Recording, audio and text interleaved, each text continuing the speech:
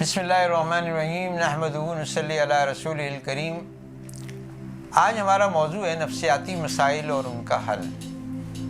جیسا کہ آپ جانتے ہیں کہ ساری دنیا میں خصوصاً ترقی یافتہ ممالک میں خودکشی کی شرح بڑھتی چلی جا رہی ہے۔ نفسیاتی مسائل بڑھتے چلے جا رہے ہیں اور اس کی انتہا خودکشی پر ختم ہوتی ہے۔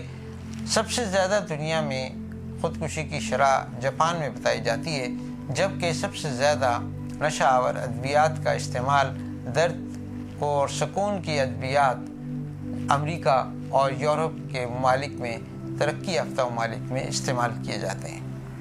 کیا وجہ ہے کہ اتنی معاشی ترقی کے باوجود، فرسٹ ورلڈ ہونے کے باوجود، دنیا میں سب سے زیادہ سکون آور ادویات، نیند کی ادویات، antipsychotic drug, antidepressant drugs انہی ممالک میں استعمال کی جاتی ہیں؟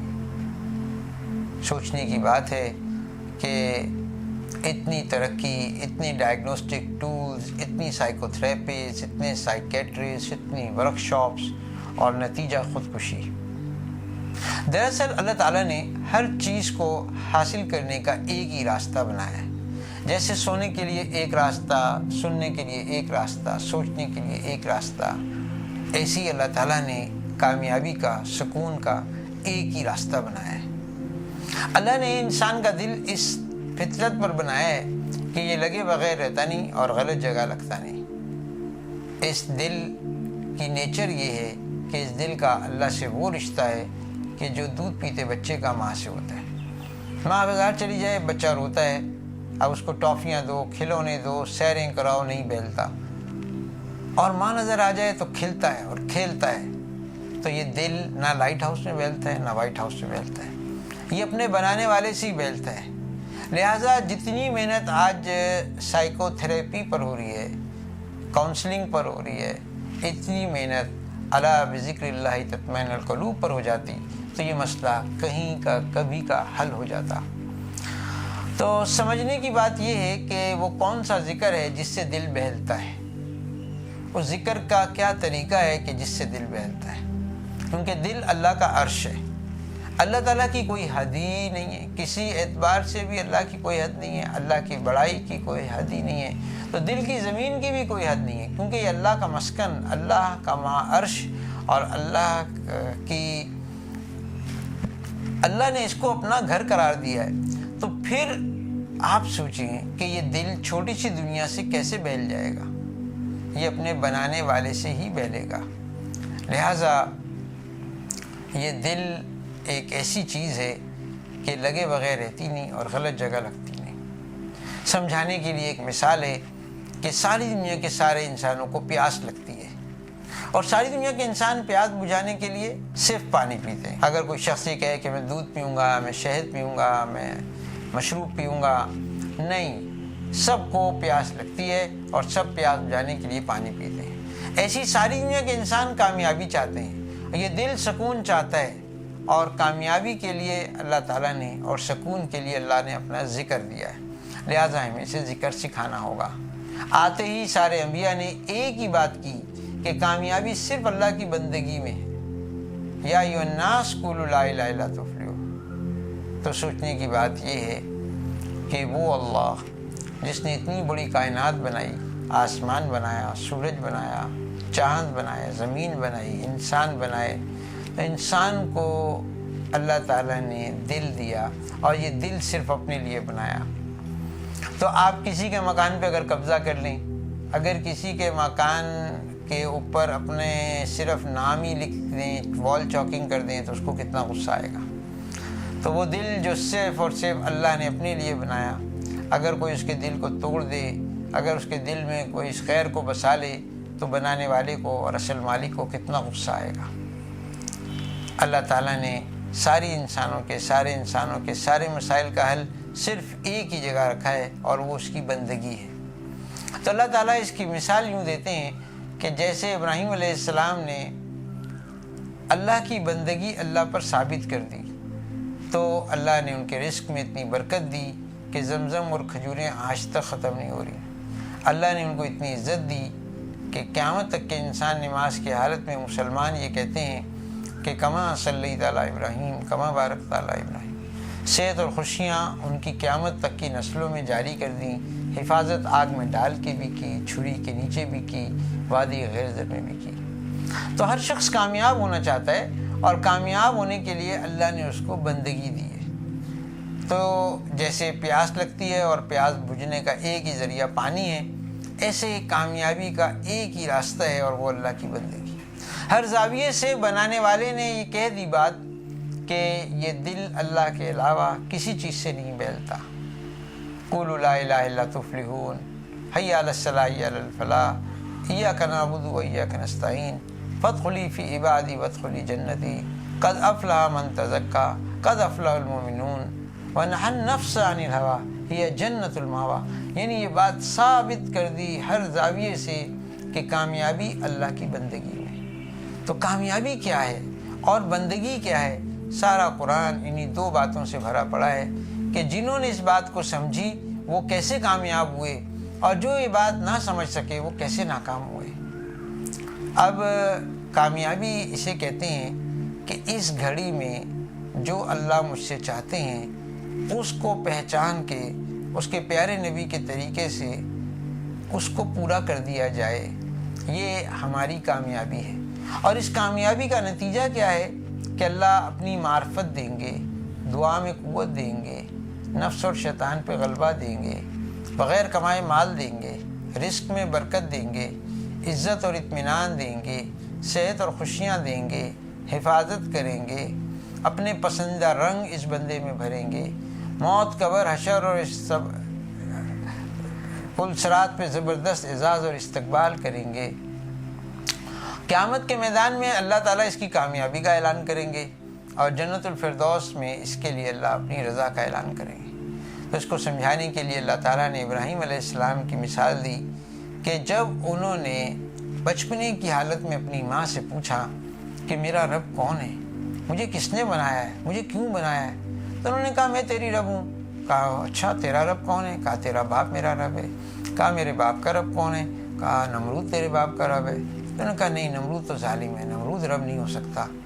پھر کسی درخت کو رب مان لیا، جب اس کے پھل گر گئے، پتے گر گئے، پتجھڑ ہو گئی تو کہا یہ بھی رب نہیں ہو سکتا۔ پھر کبھی سورج کو رب مان لیا، جب اس کو ڈھلتے دیکھا تو کہا یہ بھی رب نہیں ہو سکتا۔ پھر چاند کو رب مان لیا، اور چاند کو بھی جب اگلے دن دیکھا کہ نہیں نکلا، دیر سے نکلا، ٹیڑھا نکلا، تو کہا یہ بھی رب نہیں ہو سکتا۔ تو اس پریشانی پر اللہ تعالیٰ نے ان کی رہبری کی، ان پر وحی نازل کی، انہیں اپنا تعارف کرایا اور ان کو اپنی نبوت بھی بخشی۔ اب اللہ تعالیٰ کی بندگی انہوں نے ثابت کر دی اللہ تعالیٰ پر۔ ہر آن ہر گھڑی دل اللہ کی طرف لگا ہوا تھا کہ میرے اللہ اس گھڑی میں مجھ سے کیا چاہتے ہیں، میرے اللہ نے مجھے کیوں بنایا، یہ کائنات کیوں بنائی۔ اب جب یہ بات انہوں نے اللہ پر ثابت کر دی، اور اللہ کے دھیان میں اور لوگوں کو اللہ کا تعارف کرانے میں اور اللہ کی بندگی کرنے میں اپنی ساری صلاحیتیں، جان مال لگا دیا، تو اللہ تعالیٰ نے بھی انہیں یہ ساری چیزیں عطا فرمائیں، اپنی معرفت عطا فرمائی۔ معرفت کسے کہتے ہیں؟ کہ اللہ کی ایسی پہچان کہ اس کے سامنے سب کچھ مٹی نظر آئے۔ تو جب ان کو آگ میں ڈالا جا رہا تھا تو فرشتے بھی مدد کے لیے آئے، تو انہوں نے کہا اما علیہ کا فلاح، کہ ہمیں تمہاری کوئی حاجت نہیں ہے۔ تو اللہ نے بھی آگ بجھانے میں ہوا پانی کو استعمال نہیں کیا، براہ راست آگ ہی کو ان کے لیے ٹھنڈا کر دیا۔ اس کو کہتے ہیں معرفت۔ دعاؤں میں ایسی قوت کہ جب بیوی بچے کو اللہ کے حکم کی وجہ سے جنگل میں چھوڑ کے جا رہے تھے تو ایک جگہ کھڑے ہو کر جتنی دعائیں مانگی اللہ نے قبول فرمائی۔ اس پارے کے آخر میں وہ دعائیں موجود ہیں جس میں ربی جعلنی بھی موجود ہے۔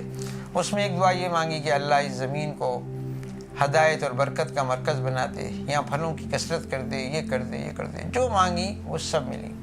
تو جب اللہ کی بندگی کی جائے گی تو دعاؤں میں قوت ہوگی۔ نفس اور شیطان پہ غلبہ دیا، تو نمرود پہ نفس بہت زیادہ غالب تھا، تو اس کو تخت پہ بٹھا کے کئی سال اس کو جوتے پڑے، اور شیطان کے لیے قیامت تک کے انسانوں سے کہا کہ اس کو ہر سال آ کے پتھر ماریں۔ آج تک اللہ ان کی نسلوں کو بغیر کمائے مال دے رہے ہیں۔ ان کے رزق میں اتنی برکت دی کہ زمزم اور کھجوریں آج تک ختم نہیں ہو رہی۔ عزت اور اطمینان اتنا دیا کہ سب لوگ نماز میں کہتے ہیں کما صلی علی ابراہیم کما بارکت علی ابراہیم۔ صحت اور خوشیاں ان کے جینیٹک کوڈ میں فیڈ کر دیں، قیامت تک ان کی نسلوں میں چلیں گی۔ حفاظت آگ میں ڈال کے بھی کی، چھری کے نیچے بھی کی، وادی غیر زر میں بھی کی، دشمن کے دربار میں بھی کی۔ تو اللہ تعالیٰ نے حفاظت کو، ان ساری چیزوں کو بندگی میں چھپایا ہوا ہے۔ جو آدمی اپنی صلاحیتوں کو اور اپنے وقت کو جس درجے بندگی پر لگائے گا، اس درجے اس کی زندگی میں سکون ہوگا، خوشیاں ہوں گی، برکتیں ہوں گی، رحمتیں ہوں گی۔ اور جو شخص بندگی سے جتنا دور ہوگا اتنا پریشان ہوگا۔ اب اللہ نے سکون بندگی میں رکھا، اور یہ انسان بندگی کے علاوہ سکون کو ہر جگہ تلاش کر رہا ہے۔ اس کی مثال ایسے ہے جیسے کل آپ نے 2 بجے امریکہ جانا ہے، آج آپ اپنے کسی دوست سے ملنے گئے اور اپنا بیگ وہاں بھول کے آ گئے۔ اب جہاں بیگ بھولا ہے وہاں تلاش نہیں کر رہے، تلاش کر رہے ہیں کہیں اور۔ تو جیسے جیسے فلائٹ کا ٹائم قریب آتا چلا جائے گا، آپ کی سوچ اور آپ کی سٹریس بڑھتا چلا جائے گا۔ ہمارے دماغ میں ایک کیمیکل ہے جس کو ہم ایسیٹائل کولین کہتے ہیں، یہ ایک اور کیمیکل یا نیورو ٹرانسمیٹر کے ساتھ مل کے پلاننگ، پروگرامنگ، سوچنے سمجھنے، حافظے کا کام کرتا ہے۔ اور یہ کیمیکل دماغ پورے جسم کو کنٹرول کرنے میں بھی استعمال کرتا ہے۔ فرض کریں اگر 50% یہ کیمیکل دماغ نے استعمال کیا سوچنے اور سمجھنے میں، اور 50% جسم کو کنٹرول کرنے میں استعمال کیا، تو جسم صحیح ترتیب سے چلتا رہے گا۔ لیکن اگر دماغ اس کیمیکل کو زیادہ استعمال کر لے تو باقی جسم کے حصوں میں جہاں جہاں اس کی کمی ہوگی وہاں کے امراض شروع ہو جائیں گے، اور وہ دوائیوں سے ٹھیک نہیں ہوں گے، بلکہ اس پیراسمپیتھیٹک ڈس ڈسٹریبیوشن کو ٹھیک کرنے سے ہی ٹھیک ہوں گے، یعنی سوچ کو ٹھیک کرنے سے ہی ٹھیک ہوں گے۔ لہٰذا سوال یہ پیدا ہوا کہ زیادہ کیوں سوچا؟ زیادہ سوچنے کو کیا کہتے ہیں؟ سٹریس، انزائٹی یا ٹینشن۔ تو ٹینشن کی وجہ کیا ہے کہ اپنے مسائل کو غلط جگہ تلاش کرنا۔ بیگ ایک دوست کے گھر بھولا اور تلاش کیا مسجد میں، گھر میں، دفتر میں، ایئرپورٹ پہ۔ تو جیسے جیسے فلائٹ کا ٹائم قریب آتا رہے گا ہم بار بار سوچیں گے، اور ریکالنگ ہوگی، اور یہ سارا کیمیکل دماغ میں استعمال کر لیں گے کہ بیگ کہاں رکھا ہے، اور ٹینشن بڑھتی چلی جائے گی۔ اور پھر نیچے کے اعضاء میں جن جن جگہوں پہ، جن جن ٹیشوز میں یہ کیمیکل کی کمی ہوگی وہاں کے ڈس آرڈرز شروع ہوتے چلے جائیں گے، اور ٹینشن کے ساتھ جسمانی عوارضات یا بیماریاں بھی لگ جائیں گی۔ اللہ تعالیٰ نے ابراہیم علیہ السلام کے ساتھ نہ ماننے والوں کی بھی مثال دی کہ جن لوگوں نے اپنے مسائل کا حل بندگی کے علاوہ کہیں اور تلاش کیا ان کے ساتھ کیا ہوا۔